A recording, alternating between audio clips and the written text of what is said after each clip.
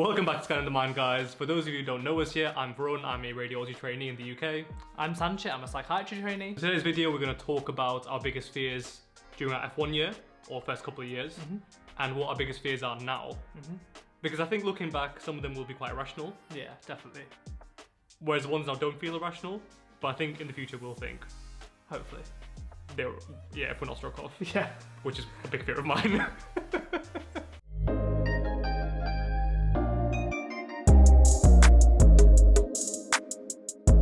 When you first start FY1, or any job for it, I imagine, there are things that you're very scared of. Yeah. Whether it's rationally or irrationally, because you're entering the unknown. Yeah, sure, you've been to medical school and it's taught you how to be a doctor, but how to be a doctor and working in real life, especially in the NHS sometimes, Very different. is very different. And there's no pressure when you're a medical student. There's no responsibility. No one's relying on you for anything. Whereas as soon as you become an F1, you suddenly have on-call shifts where you're one of a handful of doctors in the hospital. Yeah. You have responsibilities, you have things that you're specifically looking after. So the pressure goes up. Yeah, definitely. What was your biggest fear when you started FY1? So my biggest fear when I started F1 was turning up first for cardiac arrest. Oh, mate. I think that is every junior doctor's biggest fear. I may have had sleepless nights about it before I started. Or like before my first on-call shift. For people that don't know how it works, when you're on call, you hold something called a crash bleep. So this will go off if there's a cardiac arrest anywhere in the hospital, and then the whole of the crash team arrive. Now, obviously, depending on where the cardiac arrest happens, you might be closer than the rest of the team, and you just have to get there as soon as you can, so everyone kind of runs. Yeah. So my biggest fear was getting there first and then freezing or not knowing what to do. Yeah, I agree with you. That was one of my big fears when I started FY1. Yeah. Once I had sleepless nights about it, but I definitely thought, what would I do if I arrived first? Yeah. I think now, I wouldn't say I feel comfortable, but I'm not scared of being the first one there. Yeah. Whereas, yeah, like you said, you are terrified when you first start, definitely. My very first cardiac arrest, I was nearly the first person there. And I remember running there thinking, please let somebody else be there. So I still remember vividly, it was my first day on call. I was sat in the cafeteria with my colleagues who weren't on call. There was a registrar and an SHO, so both more senior than me. And I'm sat there and I've forgotten I've got the cardiac arrest bleep, and next thing you know, this thing goes off and it's loud. For those of you who haven't heard it before, it is loud. Yeah. The whole cafeteria turns and looks at you. I look down, I'm like, what's this? And then my colleagues go, oh, you're on call, aren't you? I think, oh God. Start running down towards where it was. And all I can think is, I hope I'm not the first one there. That is the only thing you think as you're running towards the cardiac arrest is, I hope I'm not alone. And then as I go into the corridor for the ward, the med-reg, who's like the person who leads the cardiac arrest ideally, ran along with me, and I was like, thank God. Thank God for that. Big dogs here. Thank God for that.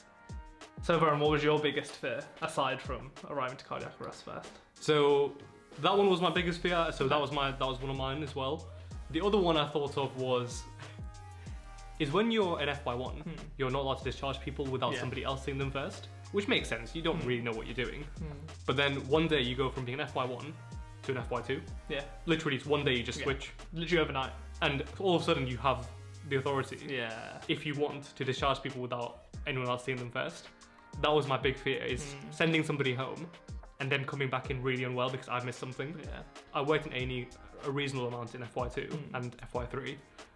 And yeah, you're just sending people home, no one else is seeing them. And yeah, I got used to it eventually, like with all things. But the first, I'd say, couple of months, it's a bit nerve-wracking because definitely. Even the smallest risk, I wouldn't say risk, but every time you send somebody home, you're playing the probabilities. Yeah. There is a risk, something could happen. You can never say never in medicine. Yeah. And you always think, oh, is this person come back in like in an ambulance, or... It never happened, thankfully. So I had the same thing, because I went from...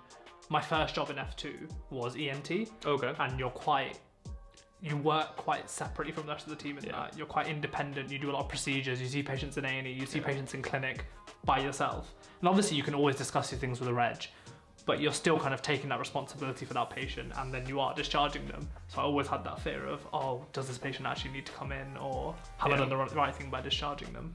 And I think the important thing is, don't be a maverick. Yeah. Like, don't be thinking you're a big dog. If you're really not sure about something, don't take that chance and just say, oh yeah, just go home and be alright. Yeah. You're an FY2, or you're still a junior doctor, ask your consultant, ask your registrar. If you're not sure, it's better to ask. Anything else you had? Another big fear. I think it might be a bit irrational. Okay. Right. So, something that F1s do quite a lot in medicine and surgery actually is inserting NG tubes. Okay. And so this is a tube that goes through your nose and into your stomach, and it can be used to kind of take out bile contents or feed people that are having swallowing problems or whatever. To check that it's in the right place, you get an X-ray. Oh, okay, fine. So an X-ray gets done, and you have to kind of follow the tube down to make sure it's in the stomach. If it's in the lungs, it could potentially kill someone. It does happen, unfortunately. Yeah. And it has happened, and that's why nowadays in a lot of hospitals you have to have an X-ray before you can use an NG tube, and it has to be okayed by a doctor. So I was always kind of irrationally fearful of getting the X-ray wrong and it being in the lung and a patient just drowning in the feed that they've been getting overnight. I know in some hospitals now, not only do you have to have an X-ray before using the NG tube, but you have to get it checked by a radiologist. Oh, really? Yeah. Okay, yeah. So where I had it, you had to have an X-ray and it couldn't be used until the X-ray had been done. But anyone could sign it off, so it always went down to the F1 to have a look if the NG tube X-ray was okay. Yeah. And 99.9% of the time, it's either obviously in the lung or obviously in the stomach. But there's always that one scan where you're a bit unsure, and so you call up the radiologist like, "Oh, hello, can you have a look at this for me?" Who are you? Why are you calling me? Yeah. Fair. I think it's irrational, but I think it's very understandable where that comes from. I actually have an irrational fear, Okay. which I haven't overcome yet. Okay.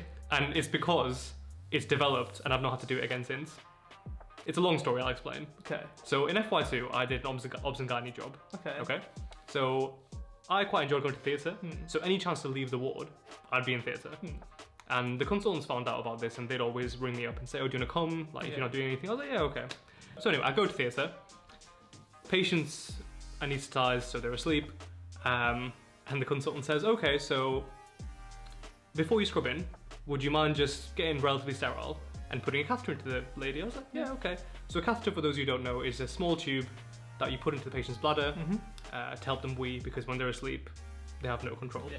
Okay. I was like, yeah, okay, I've done this 1,000 times. Like, whatever, fine. Yeah.